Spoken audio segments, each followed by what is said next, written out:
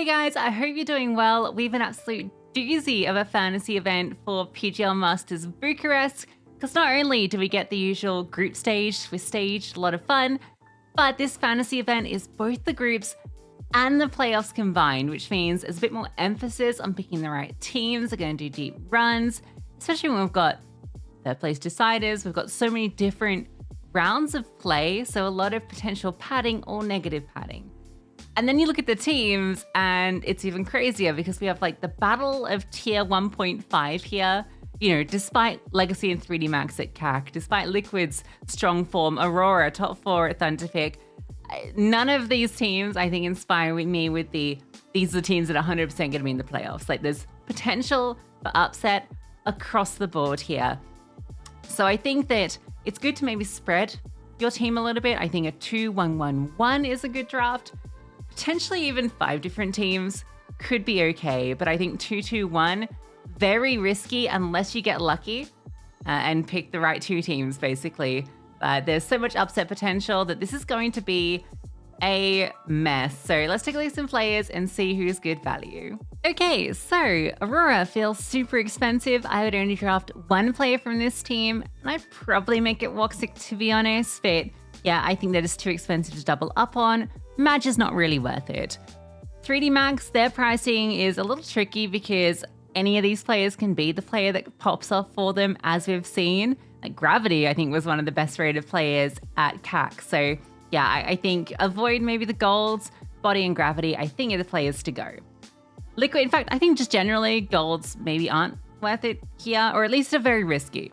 So I think like a Leash, for instance, probably not worth it when NAF Ultimate Nerds are like 15k cheaper. I think NAF in particular played so well at CAC that I can see why he's super popular, but even Ultimate has been playing pretty good. So yeah, I think Liquid's an easy team to double up on because their pricing is pretty decent. Astralis is hard to double up on, but I don't hate just grabbing 1 player. I think a lot of people will be maybe sleeping on Astralis because it's Astralis, and also we haven't really seen a lot of them lately. There's a lot of recency bias, I think, in the drafting here with Legacy and 3D Max and Liquid. But yeah, I wouldn't write off Astralis. So like Stare could be a really cheeky pick, Device, Gabby. Think about it. Don't love Pain. Didn't love what I saw from them at CAC. Only really Davideus and Snow were having big games. But overall, I think that you're better off picking a team that's in better form at the moment, like Legacy, who are obviously brilliant run at CAC. Lato, super popular draft, but I think Demal for 200,000 is really good. Nissim had a brilliant grand final versus 3D Max, so he's also a good choice. Yeah, I don't hate drafting Legacy. Also Gamer Legion, I think that PR and Towson are really good value. I think Towson in particular has really stepped up lately. It could be a little cheeky pick. They scrape through to the playoffs maybe, but I don't think they can get top 4. Don't really have a lot of confidence in Gentlemates either. I just don't think that they've really got the juice now that Major's kind of out of the question. I think they're kind of crashing a little bit. Martinez could be an okay pick, but I wouldn't really invest too much here. Heroic got top 4 at CAC, which is pretty good, but then they got dumpstered by Liquid, which doesn't inspire me with a lot of faith. They're a team that could potentially do a lot of damage here, but I would only grab 1 player from them. Same with Fnatic. I think it's a team that potentially could upset, and I think you've got some really affordable players here. I mean, BlameF and Jambo farmed, but I think even like the other 3, there's not a lot of players in that 180 price range. So that's kind of why I like Crims, Jacasmo as potential drafts. NIP are super cheap, especially now they've got Snappy. I can see why people want to draft them. I can see them getting to playoffs. Not sure they can win the whole thing. I also am not sure how much prac that they've had recently, given Snappy's been, you know, on leave, you assume, as a new father. So yeah, I would maybe consider 1 player, Kaspersky or Wrinkle here, but I wouldn't overdo it.